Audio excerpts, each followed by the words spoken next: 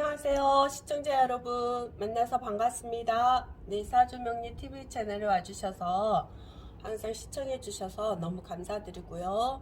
좋아요, 구독 꼭꼭꼭 눌러주세요. 자, 2022년 말띠 운세에 대해서 알아보도록 하겠습니다. 갑병무경임 양일간에 내가 5가 말띠가 되죠. 그리고 이민년에 육친이 이렇게 됩니다. 5에 목 일간에 5가 이렇게 되고요. 아래 육친은 인목과 관련된 육친이 이렇게 됩니다.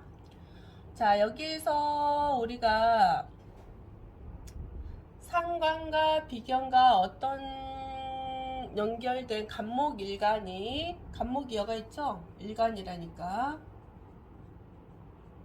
자, 상관과 비견과 어떤 관계된 일이 오겠죠. 우리가 띠로 보니까. 자, 그러면 인년에 비견이 온다고 했잖아요. 그러면 내가 어떤 상관과 관련된 뭐 친구 동료라고 했잖아요. 비견은 이제 계속 이야기를 해드렸지만 친구 동료 뭐 형제 뭐 그렇게 그런 분들과 관련된 어떤 일이란 말이에요. 그럼 같이 동업도 할 수도 있을 것이며, 동업이죠. 동업 같은 거나 아니면 혹시나 이럴 때는 내가 만약에 힘들 때 뭐 도와주는 친구라든가 아니면 내 친구가 힘들 때 내가 도와줄 수도 있는 해가 되겠죠. 그리고 또 혹시나 내가 정말 힘든데 어떤 내 친구한테 도와달라고 하는데 그 사람과 인연의 법칙이 필요하겠죠. 인연. 내가 말띠인데요. 뭐 5에 나하고 연결된 인연이 성씨하고 띠가 어떤 사람이냐에 따라서 그 친구가 도움이 되고 도움이 되지 않고 이런 상황들이 벌어질 수도 있겠죠. 그리고 또 병일간의 겁지와 편의는 어떤 일들이 있을까요? 편의는 어떤 문서도 되지만 어머니도 되고 뭐 그 계모도 되고 아니면 공부도 되겠죠. 공부 아니면 뭐 땅이라던가 문서를 획득하는 거니까 또 유산도 되고 뭐 아니면 어떤 기술도 되겠죠. 기술도 되고 자격증도 되고 그러면 어떤 사람들과 나하고 경쟁이 붙는다는 거네요. 경쟁. 그래서 여기에서 예를 들어서 뭐 아파트 뭐 분양 당첨 뭐 그게 되느냐 안 되느냐 경쟁을 해야 되고 아니면 그 뭐죠? 자격증 시험 같은 거나 거기에서 몇 대 몇으로 뭐 그런 경쟁을 또 해야 되는 상황들이 일어나겠죠. 혹시나 또 승진을 하려면은 직장에서의 어떠한 경쟁 이런 것들이 일어날 현상들이 일어나겠죠. 근데 운이 이제 되게 좋은 사람들은 뭐 기술도 자격증도 딸 수도 있고 어떤 문서도 획득할 수도 있고 뭐 아파트 당첨도 확률이 있을 수도 있고 그런 현상들이 일어나겠네요. 그래서 각자에 맞는 그 환경에 따라서 이해를 하시면 되겠습니다. 그리고 무토 일간에는 정인과 편관과 어떤 상황들이 일어나네요. 정인과 편관은 어머니도 되겠지만 공부도 되겠죠. 공부도 되겠지만 어떤 그 문서도 되죠. 똑같이 정인도 문서 됩니다. 어머니도 되고요. 그래서 어머니하고 관계된 그 뭐 그러니까 관이라는 거는 남편도 되잖아요. 여자한테는 남편도 되지만 직장도 되고 그렇죠. 그래서 직장에서의 어떤 승진 그런 것도 있을 수 있어요. 아니면 어머니가 뭐 유산을 남겨줘서 내가 문서를 획득한다던가 아니면 어떤 박사학위 공부하고 있는데 그게 잘 시험에 잘 붙을 수 있다거나 뭐 그런 현상들이 일어나겠죠. 그리고 근데 이제 편관은 조금 그 남자한테는 자식도 되잖아요. 자식. 그래서 남자도 직장에서의 어떤 승진도 있겠지만 자식이 또 승진하는 어떤 상황들도 벌어질 수도 있고요. 그런 현상들이 일어납니다. 잘 안 보이네 밑에가.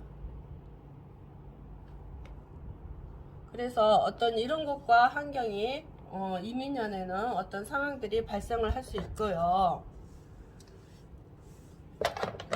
또 정관과 편제는 이거는 이제 여자한테는 남편도 되지만 편관 같은 거는 애인이죠. 애인도 되죠. 정관도 마찬가지로 애인도 됩니다. 그리고 편제는 남자한테 편제는 뭐 여자죠. 여자 뭐 부인도 됩니다. 이것도요. 정제가 없을 경우에. 그런데 이럴 때 이제 두 여자 남자 모두는 직장도 되고 명예도 되고 뭐 감투도 되겠죠. 그래서 내가 어떤 여기서도 사주가 좋으면요 승진이나 또 남편의 승진이나 아니면 직장에서 내 승진이나 또 내 부인의 승진이나 뭐 돈이 들어온다거나 두 분 다 편제는 또 돈도 되잖아요. 재물. 그리고 아버지도 되잖아요. 아버지. 뭐 아버지한테 좋은 소식이 있다거나 아니면 부인한테 좋은 소식이 있다거나 아니면 여자친구나 애인한테 만나서 뭐 좋은 소식이 있다거나 뭐 이런 현상들이 일어나겠죠. 근데 이제 만약에 사주가 나쁘게 되면은 큰 재물에 어떤 간지수 이런 일도 있습니다. 예를 들어서 혹시나 뭐 수리여가 있고 아니면 술이 없다 하더라도 혹시나 사가여가 있다거나 아니면 여가 사가 있다거나 아니면 여기가 사가 있다거나 어디에 있든지 간에 이 사라는 거는 간목에는 식신이죠. 병화일간은 비견이고 무토일간에는 편인이고 경금일간에는 편관이고 수일간에는 뭐가 되죠? 편제가 되잖아요. 근데 경금을 지금 봤으니까 혹시나 이게 관이 되잖아요. 편관으로 들어가잖아요. 편관. 그러면 잘못되면 내가 직장을 그만둘 수도 있다거나 아니면 왜냐면 이게 깨지니까요. 그래서 혹시나 그 사주 일간 공궁에 뭐 일지에 있든 월지에 있든 뭐 시지에 있든 이렇게 한 개가 있어도 그럴 것이고 두 개가 있어도 문제가 생기겠죠. 혹시나 시지에 있으면 어떤 뭐 사업을 하고 계신 분들에게는 이거에 조금 이제 관지수가 있을 수도 있고 혹시나 뭐 일지에 있는 경우에는 뭐 남자가 배우자한테 좀 이제 관지수가 있을 것이고 뭐 혹시나 또 뭐 월지에 있다 그러면 여기는 집이나 뭐 건물 같은데 뭐 부모 아니면 형제들한테 어떤 상황들이 관지수로 일어나는 상황들이 펼쳐질 수가 있죠. 관지수란 거는 어떤 법적인 일도 되고요. 또 아플 수도 있겠죠. 아플 수도. 아니면 내 명예가 실축이 된다거나 이런 현상들이 벌어지거든요. 그래서 사주가 좋을 때하고 안 좋을 때하고 차이가 좀 많이 납니다. 을일간에는 식신과 겁재, 목 기운이 겁재가 오는 거잖아요. 겁재. 그러면 이 식신은 아까 이야기했듯이 일도 어떤 친구들과 직장 동료와 어떤 일 아니면 어떤 동업자 아니면 어떤 사업하신 분들은 거래처 뭐 그런 게 됩니다. 아니면 내 가정의 형제도 되죠. 그래서 내가 그런 사람들과 어떤 일을 펼칠 수도 있고 어떤 일과에 관계되는 일을 할 수도 있고 내가 어떤 일을 뭐 직장을 내 형제가 그 사업을 하는데 내가 가서 일을 할 수도 있고 그런 형태도 벌어질 수도 있겠죠. 아니면 뭐 자식이 생긴다거나 뭐 이런 것도 있을 수도 있고 아니면 뭐 친구가 없었는데 친구가 생긴다거나 뭐 이런 경우도 있겠죠. 근데 사주가 되게 안 좋았을 경우에는 겁재가 조금 겁탈을 해가는 그런 경향이 있잖아요. 겁탈 의미가요.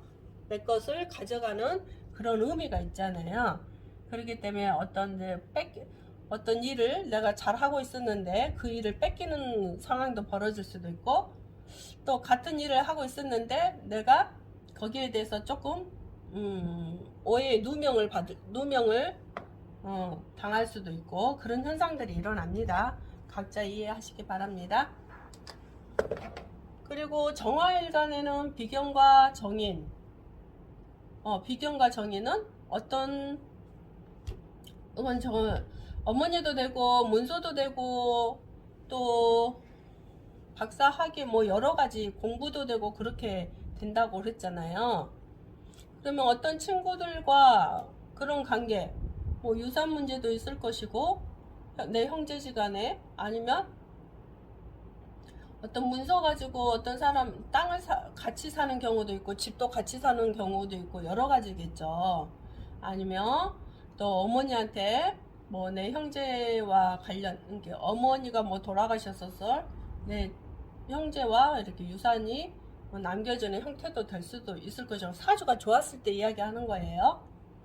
사주가 혹시나 아까처럼 뭐 사가 이렇게 있는 경우에 혹시나 여기는 부모 관련된 일이잖아요.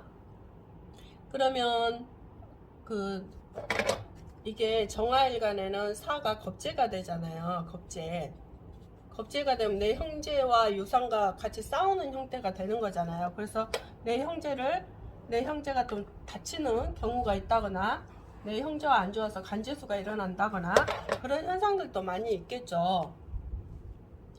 그래서 사주에가 내 글자가 나가 깨지는 글자가 있는지 깨지지 않는 글자가 있는지 보셔야 되겠죠. 혹시나 뭐 이렇게 술이 있다라면 인목이 와서 인옷을 삼합으로 땅과 또 뭐 집 문서가 생긴다거나 내가 땅을 살 수도 있고 집을 살 수도 있고 그런 경향들이 생기거든요. 이럴 때는 깨는 게 없잖아요. 그렇기 때문에 사주가 전체적으로 다 틀리기 때문에 자기 각자에 맞게 이렇게 해석하시면 되겠습니다. 또 길토일간에는 편인과 정간이잖아요. 어떤 이거는 요것도 똑같이 우리가 편인을 자격증이라 하잖아요. 자격증 아니면 이게 또 어떤 경우가 있냐면요. 내 어머니와 예를 들어서 다른 남자 이런 경우도 돼요. 다른 남자. 그래서 내 어머니가 새아버지를 보는 의미도 되겠죠. 왜냐면 엄마가 혼자 있을 때는 새아버지 볼 수 있잖아요. 그런 의미도 되고요. 아니면 직장에서의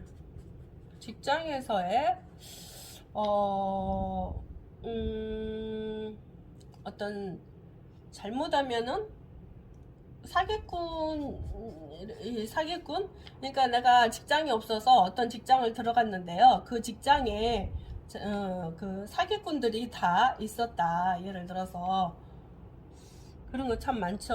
요즘 스팸 갑자기 생각 안 나네. 돈을 얼마 주면은 우리 은행에 그거 하는 거 있죠. 갑자기 생각 안 납니다. 그런 것처럼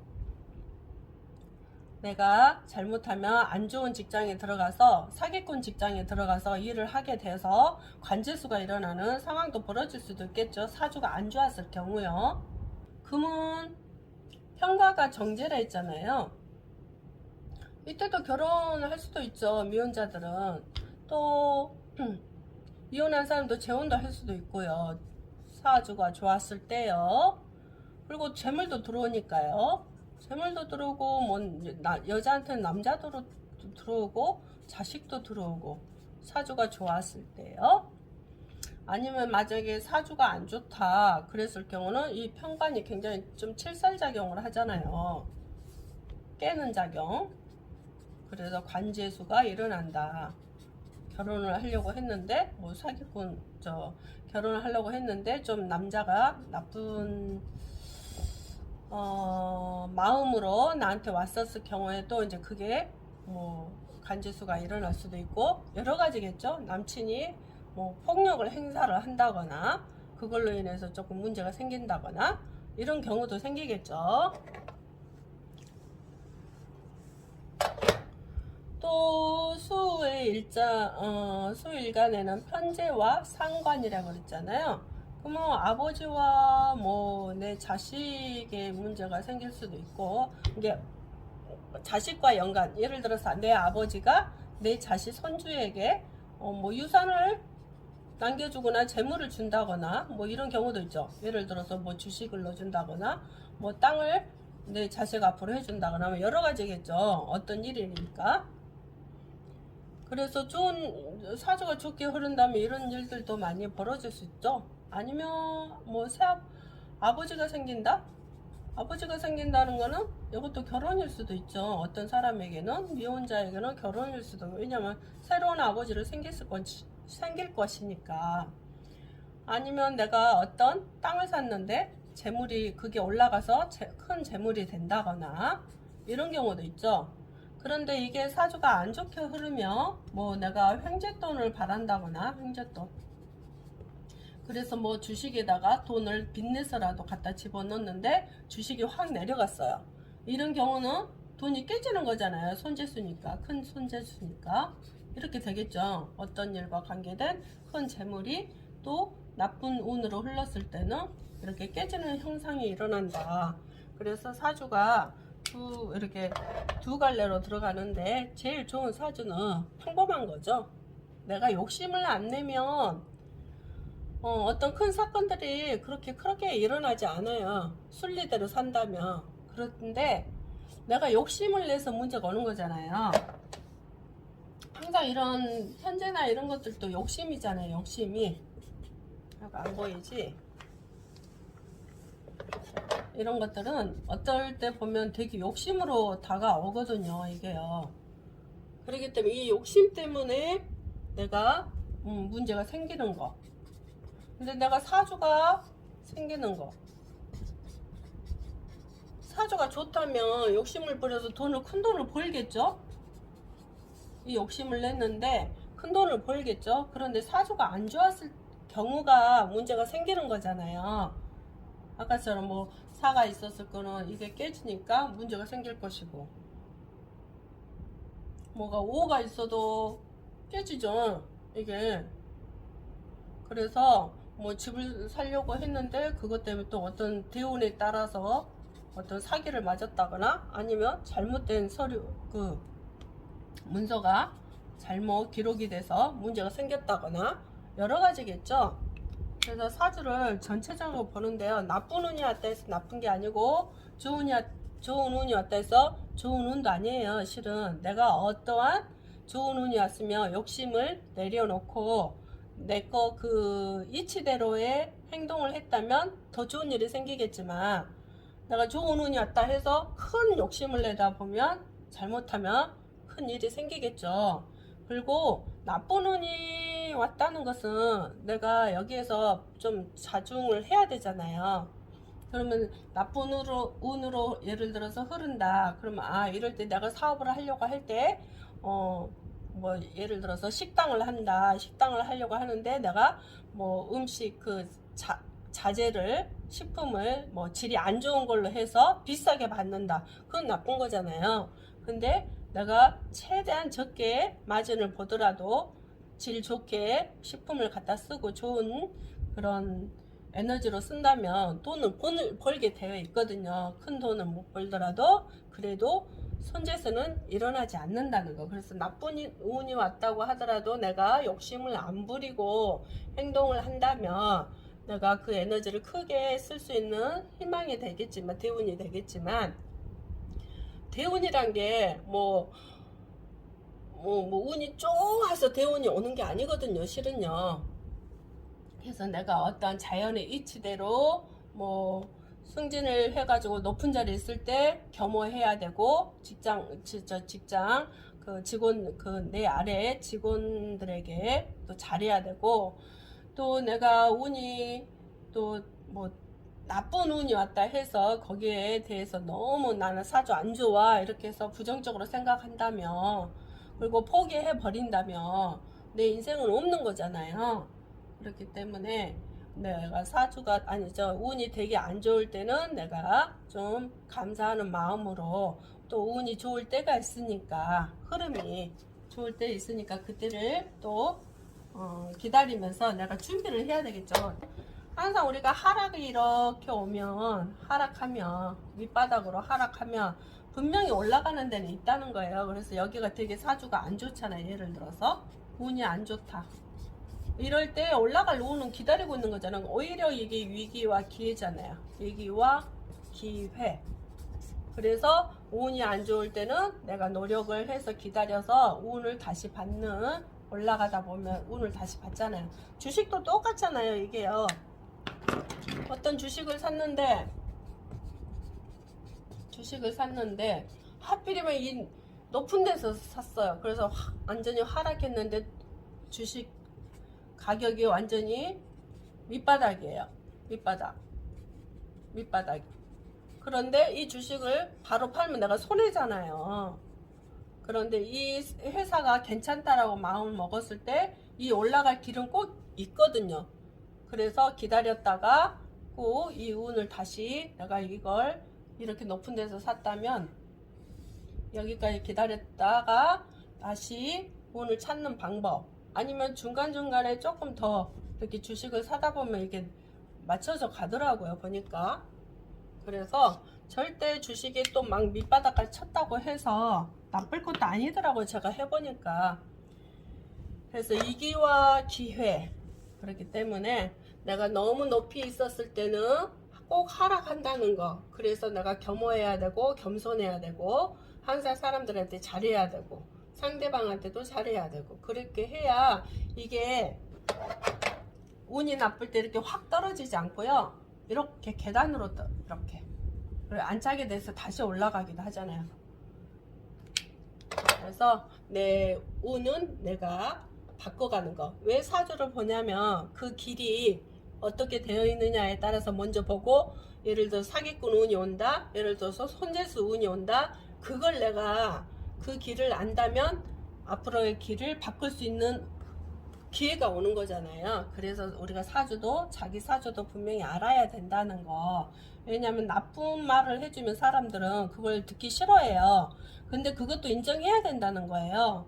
그걸 인정하게 될 때 내가 체인지 할 수 있거든요. 근데 그걸 인정하기 싫어지면은 또 화가 나고 그러면 내 운은 바꿀 수가 없어요. 그 모든 것은 현재의 나 운을 인정을 하고, 아, 내가 앞으로 이런 상태가 온다면 문제가 생기겠구나 해서 내가 그 길을 닦아 나가는 것이지. 그렇죠? 자, 오늘 또 말띠 운세에 대해서 또 알아봤고요. 다음에는 양띠 운세에 대해서 알아보도록 하겠습니다. 좋아요, 구독 꼭꼭꼭 눌러주세요. 감사합니다.